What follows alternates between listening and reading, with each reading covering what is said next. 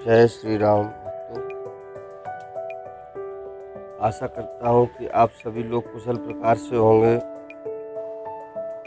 और इससे पहले वाले आपने वीडियो देखे होंगे जिसमें श्री रामचरितमानस कथा श्रवण मिला होगा आपको। तो आज हम इससे पहले वाले जो वीडियो हैं उनके आगे इस कथा को बढ़ाते हुए चलते हैं और आप लोगों से प्रार्थना करते हैं कि अगर आप लोगों ने हमारा चैनल अभी तक सब्सक्राइब नहीं किया है तो इसको सब्सक्राइब करें, जिससे आपको आगे आने वाले वीडियो मिलते रहें और घंटी वाले बटन को प्रेस करें जिससे सारे नोटिफिकेशन आपको मिलते रहें। और वीडियो पसंद आए तो लाइक करें, शेयर करें, जिससे ज़्यादा से ज़्यादा लोगों को उसका लाभ मिल सके। तो चलिए कथा की ओर अग्रसर होते हैं। तब हनुमान जी दोनों ओर की सब कथा सुनाकर अग्नि को साक्षी देकर परस्पर दृढ़ करके प्रीति जोड़ दी। हनुमान जी ने सुग्रीव की और श्री राम जी की मैत्री करवाई, अर्थात अग्नि की साक्षी देकर प्रतिज्ञा पूर्वक उनकी मैत्री करवा दी। दोनों ने हृदय से प्रीति की कुछ भी अंतर नहीं रखा। तब लक्ष्मण जी ने श्री रामचंद्र जी का सारा इतिहास कहा। सुग्रीव ने नेत्रों में जल भरकर कहा, हे नाथ, मिथिलेश कुमारी जानकी जी मिल जाएंगी। मैं एक बार यहाँ मंत्रियों के साथ बैठा हुआ कुछ विचार कर रहा था, तब मैंने पराये के वश में पड़ी हुई विलाप करती हुई माता सीता जी को आकाश मार्ग से जाते देखा था। हमें देखकर उन्होंने राम राम हा राम पुकार कर वस्त्र गिरा दिया था। श्री राम जी ने उसे मांगा, तब सुग्रीव ने तुरंत ही उसे दे दिया। वस्त्र को हृदय से लगाकर श्री रामचंद्र जी ने बहुत ही सोच किया। सुग्रीव ने कहा, हे रघुवीर, सुनिए, सोच छोड़ दीजिए और मन में धीरज लाइए। मैं सब प्रकार से आपकी सेवा करूंगा। जिस उपाय से माता जानकी जी आकर आपको मिले, मैं वही उपाय करूंगा।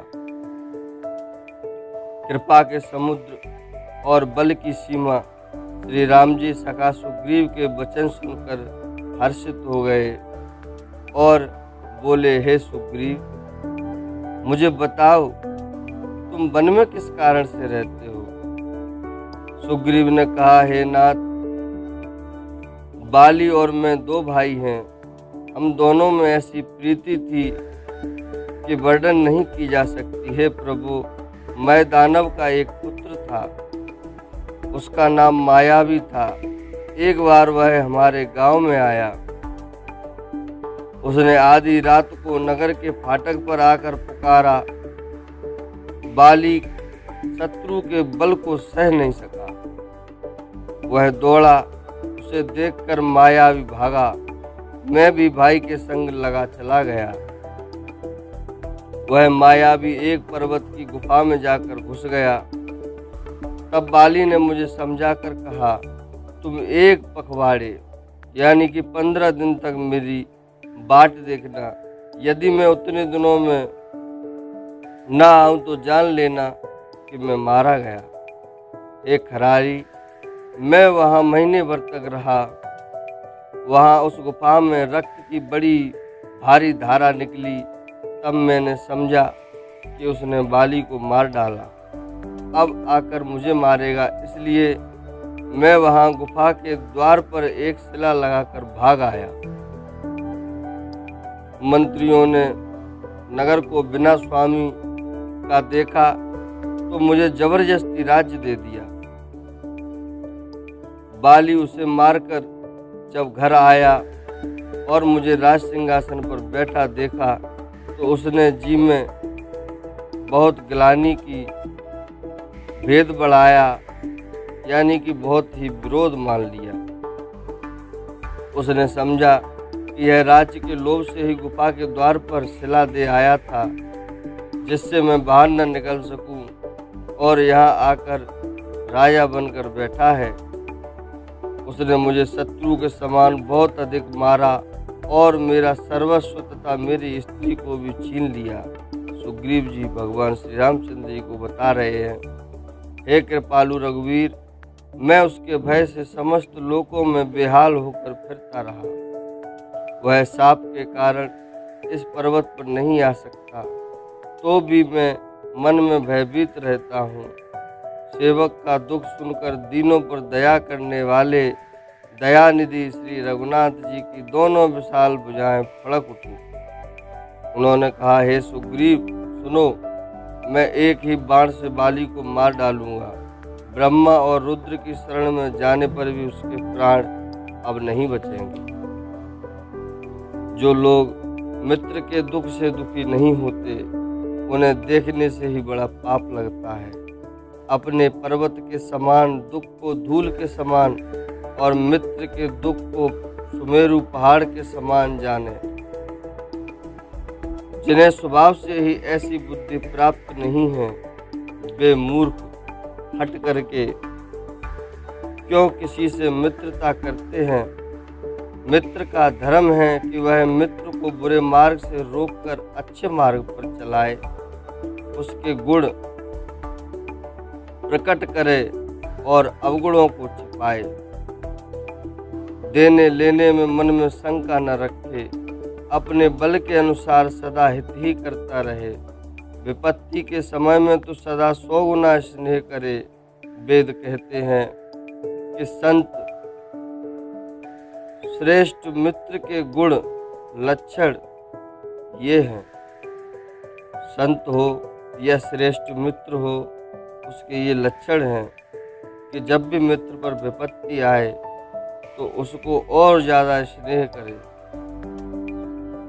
जो सामने तो बना बना कर कोमल वचन कहते हों और पीठ पीछे बुराई करते हों तथा मन में कुटिलता रखते हों, हे भाई, इस तरह जिसका मन सांप की चाल के समान टेढ़ा है, ऐसे कुमित्र को तुरंत ही त्याग देने में भलाई है। मूर्ख, सेवक, कंजूस राजा और उल्टा स्त्री और कपटी मित्र, ये चारों सूल के समान पीड़ा देने वाले हैं। हे सखा, मेरे बल पर अब तुम चिंता छोड़ दो। मैं सब प्रकार से तुम्हारे काम आऊँगा, तुम्हारी सहायता करूँगा। ये श्री रघुनाथ जी सुग्रीव को वचन दे रहे हैं। सुग्रीव ने कहा, हे रघुवीर सुनिए, बाली महान बलवान और अत्यंत रणधीर है। फिर सुग्रीव ने श्री राम जी को दुंदुभी राक्षस की हड्डियां और ताल के वृक्ष दिखाए। श्री रघुनाथ जी ने उन्हें बिना ही परिश्रम के, यानी कि सहजता से ही आसानी से ढा दिया। श्री राम जी का अपरिमित बल देखकर सुग्रीव की प्रीति बढ़ गई और उन्हें विश्वास हो गया कि ये बाली का वध अवश्य कर देंगे। वे बार बार चरणों में सिर नवाने लगे। प्रभु को पहचान कर सुग्रीव मन में हर्षित हो रहे हैं। जब ज्ञान उत्पन्न हुआ तब वे ये वचन बोले कि हे नाथ, आपकी कृपा से अब मेरा मन स्थिर हो गया। सुख संपत्ति, परिवार और बड़ाई बड़प्पन सबको त्याग कर मैं आपकी सेवा ही करूँगा, क्योंकि आपके चरणों की आराधना करने वाले संत कहते हैं कि ये सब, यानी कि सुख संपत्ति आदि, राम भक्ति के विरोधी हैं। जगत में जितने भी शत्रु मित्र और सुख दुख आदि द्वंद्व हैं, सब के सब माया रचित हैं, परमार्थतः वास्तव में नहीं है। हे श्री राम जी, बाली तो मेरा परम हितकारी है, जिसकी कृपा से शोक का नाश करने वाले आप मुझे मिले, और जिसके साथ अब स्वप्न में भी लड़ाई हो तो जागने पर उसे समझकर मन में संकोच होगा कि स्वप्न में भी मैं उससे क्यों लड़ा। हे प्रभु, अब तो इस प्रकार कृपा कीजिए कि सब छोड़कर दिन रात मैं आपका भजन ही करूं।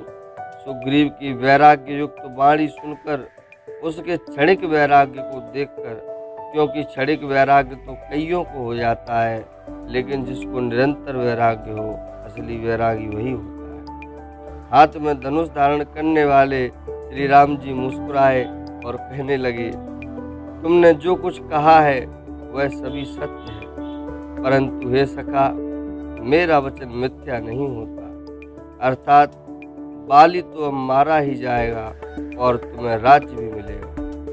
काकभूषुंड जी कहते हैं कि हे पक्षियों के राजा गरुड़, इधर काकभूषुंड जी और गरुड़ जी का भी संवाद चल रहा है और इधर तुलसीदास बाबा जी भी यही कथा लिख रहे हैं।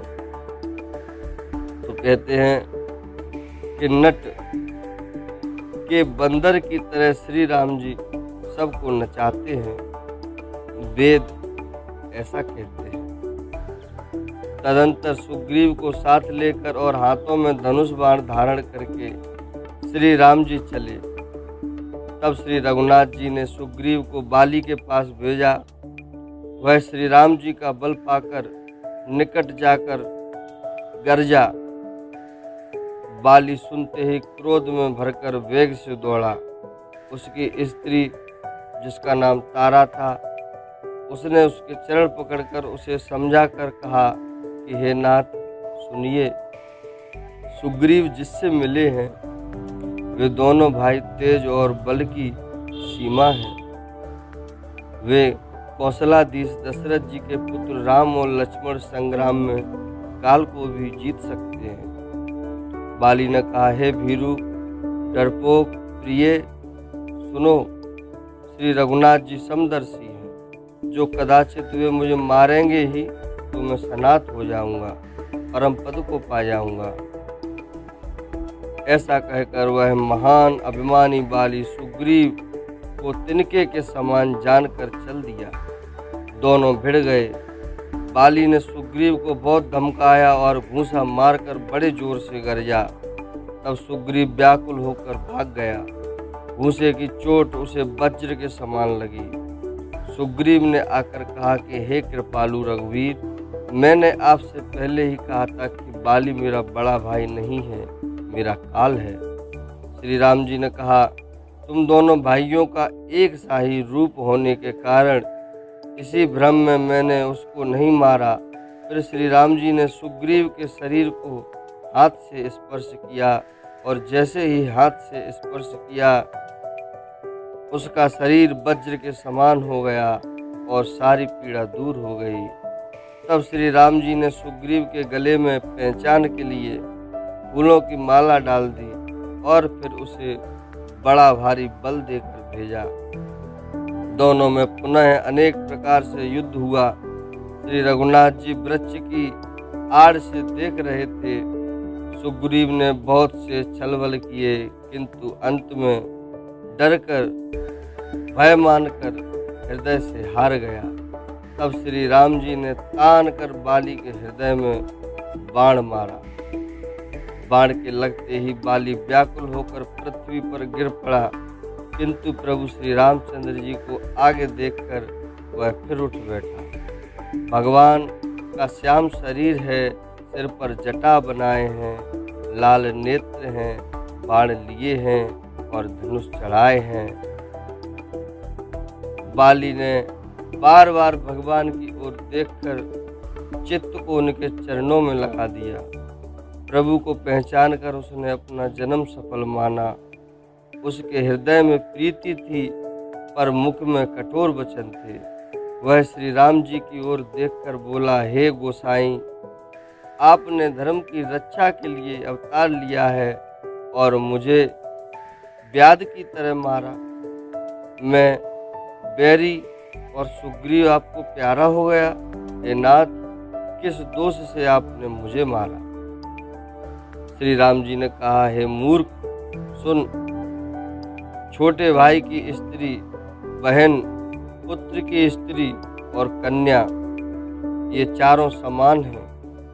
इनको जो कोई बुरी दृष्टि से देखता है उसे मारने में कुछ भी पाप नहीं होता। हे मूढ़, मुझे अत्यंत अभिमान है, तुझे अत्यंत अभिमान है। तूने अपनी स्त्री की सीख पर भी ध्यान नहीं दिया।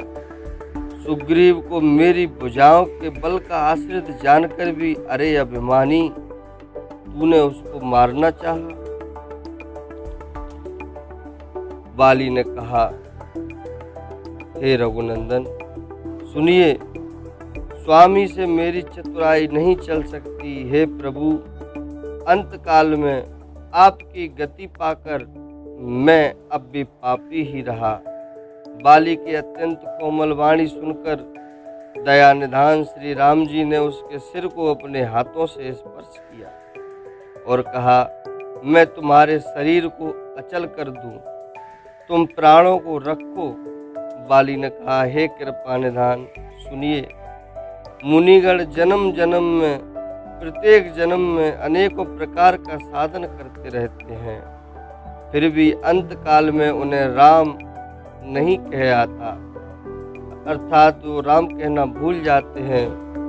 जिनके नाम के बल से शंकर जी काशी में सबको समान रूप से अविनाशी गति देते हैं, अर्थात मुक्ति प्रदान करते हैं, वह श्री राम जी स्वयं मेरे नेत्रों के सामने खड़े हैं। हे प्रभु, ऐसा संयोग क्या फिर कभी बन पड़ेगा? श्रुतियाँ नेति नेति कहकर निरंतर जिनका गुणगान करती रहती हैं तथा प्राण और मन को जीतकर एवं इंद्रियों को विषयों के रस से सर्वथा नीरस बनाकर मुनिगण ध्यान में जिनकी कभी क्वचित ही झलक पाते हैं, वे ही प्रभु आप साक्षात मेरे सामने प्रकट हैं। आपने मुझे अत्यंत अभिमानवश जानकर यह कहा कि तुम शरीर रख लो, परंतु ऐसा मूर्ख कौन होगा जो हठ पूर्वक कल्प वृक्ष को काटकर उससे बबूर के बाढ़ लगवाएगा, अर्थात पूर्ण काम बना देने वाले आपको छोड़कर आपसे इस नश्वर शरीर की रक्षा कौन चाहेगा? हे नाथ, अब मुझ पर दया दृष्टि कीजिए और मैं जो वर मांगता हूँ उसे देने की कृपा कीजिए। करमवश जिस योनि में जन्म लूँ वही श्री राम जी आपके चरणों में प्रेम करूँ। हे कल्याणप्रद प्रभु, यह मेरा पुत्र अंगद विनय और बल में मेरे ही समान है, इसे भी स्वीकार कीजिए। और हे देवता और मनुष्यों के नाथ, बाँह पकड़कर इसे अपना दास बनाइए। श्री राम जी के चरणों में दृढ़ प्रीति करके बाली ने शरीर को वैसे ही त्याग दिया जैसे हाथी अपने गले से फूलों की माला का गिरना नहीं जान पाता है। श्री रामचंद्र जी ने बाली को अपने परम धाम भेज दिया। नगर के सब लोग व्याकुल होकर दौड़े। बाली की स्त्री तारा अनेकों प्रकार से विलाप करने लगी। उसके बाल बिखरे हुए हैं और देह की संभाल नहीं है। तारा को व्याकुल देखकर श्री रघुनाथ जी ने उसे ज्ञान दिया और उसकी माया हर ली। उन्होंने कहा, पृथ्वी, जल, अग्नि, आकाश और वायु, इन 5 तत्वों से यह अत्यंत अधम शरीर रचा गया है। यह शरीर तो प्रत्यक्ष तुम्हारे सामने सोया हुआ है और जीव नित्य है, फिर तुम किसके लिए रो रही हो? तब जब ज्ञान उत्पन्न हो गया तब वह भगवान के चरणों में लगी और उसने परम भक्ति का वर मांग लिया। शिव जी कहते हैं, हे उमा, इधर भगवान भोलेनाथ भी माता उमा को ये कथा सुना रहे हैं। वो कहते हैं, हे उमा, स्वामी श्री राम जी सबको कठपुतली की तरह नचाते हैं। तदंतर श्री राम जी ने सुग्रीव को आज्ञा दी और सुग्रीव ने विधि पूर्वक बाली का सब मृतक कर्म किया। तब श्री रामचंद्र जी ने छोटे भाई लक्ष्मण को समझाकर कहा कि तुम जाकर सुग्रीव को राज्य दे दो। श्री रघुनाथ जी की प्रेरणा से सब लोग श्री रघुनाथ जी के चरणों में मस्तक नवाकर चले। लक्ष्मण जी ने तुरंत ही सब नगर निवासियों और ब्राह्मणों के समाज को बुला लिया और उनके सामने सुग्रीव को राज्य और अंगद को युवराज पद दे दिया। हे पार्वती, जगत में श्री राम जी के समान हित करने वाला गुरु, पिता, माता, बंधु और स्वामी कोई नहीं है। देवता, मनुष्य और मुनि सबकी यह रीति है कि स्वार्थ के लिए ही सब प्रीति करते हैं। जो सुग्रीव दिन रात बाली के भय से व्याकुल रहता था, जिसके शरीर में बहुत से घाव हो गए थे और जिसकी छाती चिंता के मारे जला करती थी, उसी सुग्रीव को उन्होंने वानरों का राजा बना दिया। श्री रामचंद्र जी का स्वभाव अत्यंत ही कृपालु है। जो लोग जानते हुए भी ऐसे प्रभु को त्याग देते हैं, वे क्यों ना विपत्ति के जाल में फंसे। फिर श्री राम जी ने सुग्रीव को बुला लिया और बहुत प्रकार से उन्हें राजनीति की शिक्षा दी। फिर प्रभु ने कहा, हे वानरपति सुग्रीव, सुनो, मैं 14 वर्ष तक गांव बस्ती में नहीं जाऊंगा। ग्रीष्म ऋतु बीतकर वर्षा ऋतु आ गई, अतः मैं यहाँ पास ही पर्वत पर टिक रहूंगा। तुम अंगद सहित राज्य करो, मेरे काम का हृदय में सदा ध्यान रखना। तदंतर जब सुग्रीव जी घर लौट आए, तब श्री राम जी प्रवर्षण पर्वत पर जा टिके। देवताओं ने पहले से ही उस पर्वत की एक गुफा को सुंदर बना रखा था। उन्होंने सोच रखा था कि कृपा की खान श्री राम जी कुछ दिन यहाँ आकर निवास करेंगे। सुंदर वन फूला हुआ अत्यंत सुशोभित है। मधु को लोभ से भौरों के समूह गुंजार कर रहे हैं। जब से प्रभु आए तब से वन में सुंदर कंदमूल, फल और पत्तों की बहुतायत हो गई। मनोहर और अनुपम पर्वत को देखकर देवताओं के सम्राट श्री राम जी छोटे भाई सहित वहाँ रह गए। देवता, सिद्ध और मुनि भौरों, पक्षियों और पशुओं के शरीर धारण करके प्रभु की सेवा करने लगे। जब से रमापति श्री राम जी ने वहाँ निवास किया, तब से वन मंगल स्वरूप हो गया। सुंदर स्फटिक मणि एक अत्यंत उज्जवल शिला है, उस पर दोनों भाई सुखपूर्वक विराजमान हैं। श्री राम जी छोटे भाई लक्ष्मण जी समेत भक्ति, वैराग्य, राजनीति और ज्ञान की अनेकों कथाएं कहते हैं। वर्षा काल में आकाश में छाए हुए बादल गरजते हुए बहुत ही सुहावने लगते हैं। श्री राम जी कहने लगे, हे लक्ष्मण, देखो, मोरों के झुंड बादलों को देखकर नाच रहे हैं, जैसे वैराग्य में अनुरक्त ग्रस्त किसी विष्णु भक्त को देखकर हर्षित होते हैं। तो भक्तों, आज के लिए श्री रामचरितमानस कथा को यहीं तक रखते हैं और इसको विराम देते हुए आप सभी से आशा करते हैं कि अगर आप सभी को जो भी त्रुटि लगी हो उसके लिए आप क्षमा करेंगे। और वीडियो अगर आपको अच्छा लगा है तो आप इसको लाइक करेंगे, चैनल को सब्सक्राइब करेंगे और घंटी वाले बटन को प्रेस करेंगे, जिससे आपको और भी वीडियो मिलते रहें। तो भक्तों, अब हम आपसे विदा चाहते हैं। जय श्री राम।